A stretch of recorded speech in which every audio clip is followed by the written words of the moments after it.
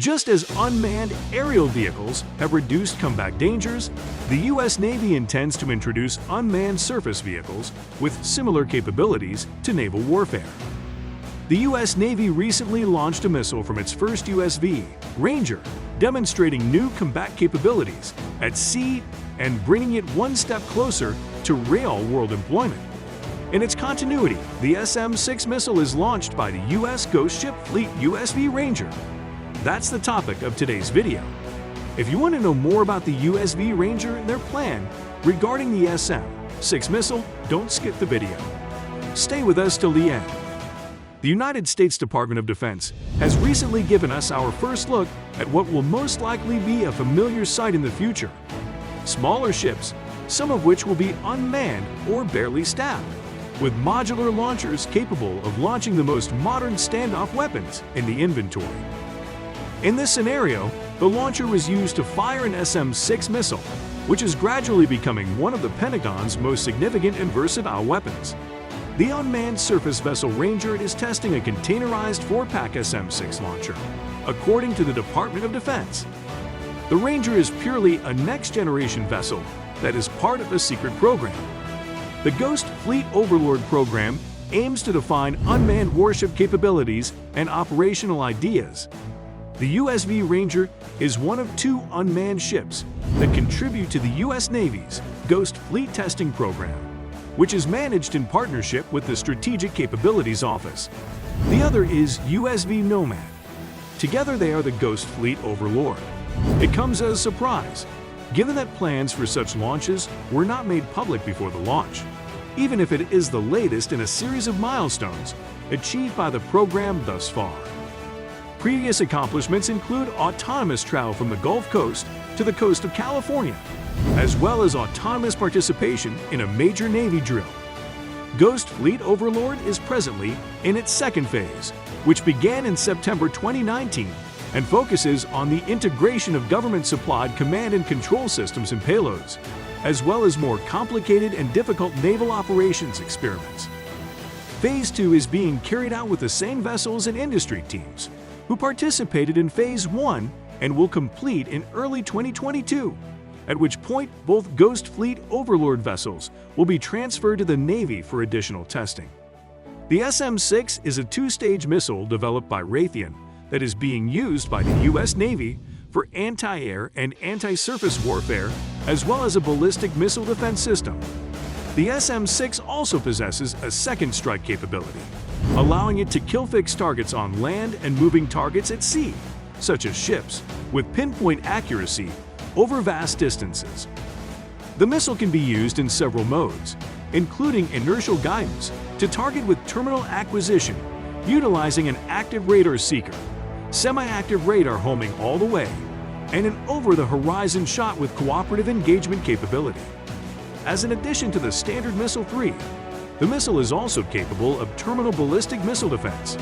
Unlike other missiles in the Standard family, the Standard Missile 6 can be tested and certified on a regular basis without being removed from the vertical launching mechanism.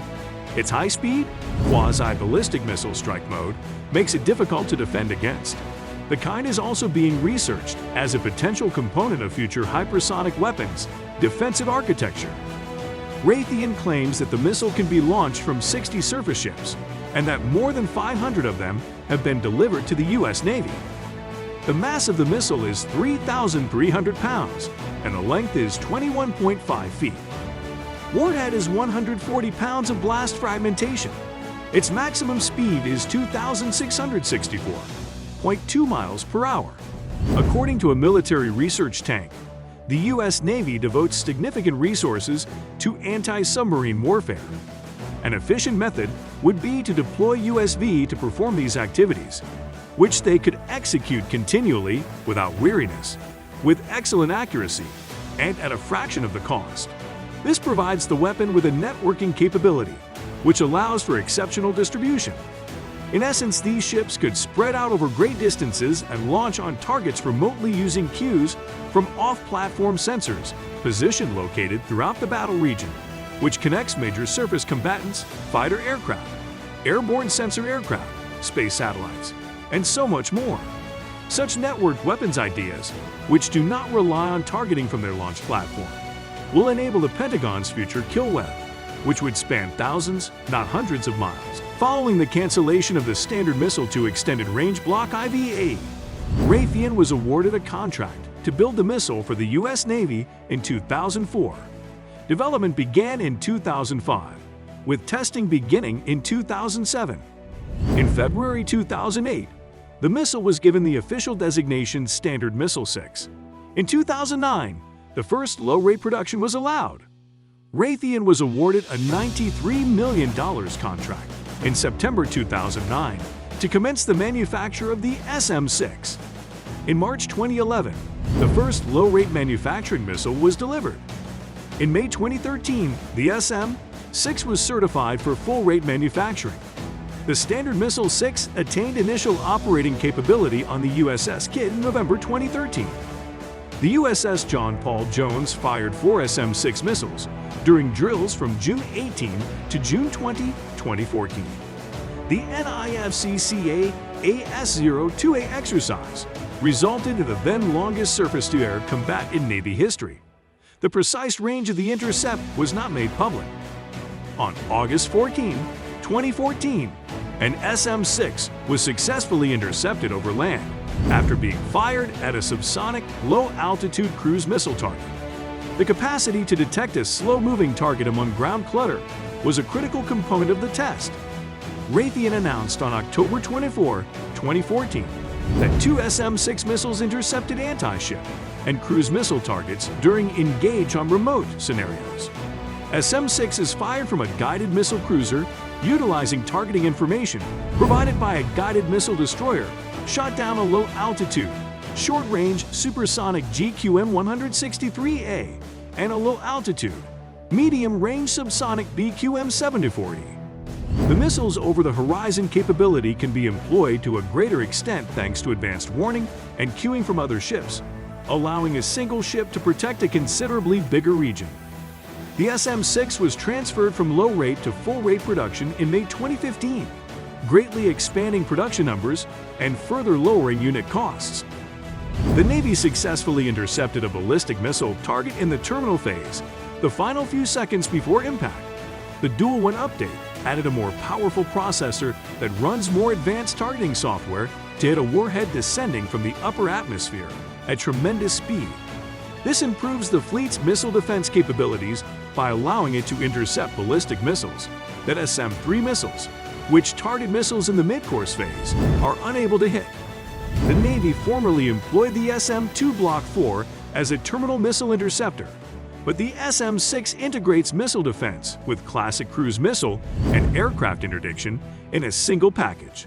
The SM-6 Dual One configuration was put into operation in 2016.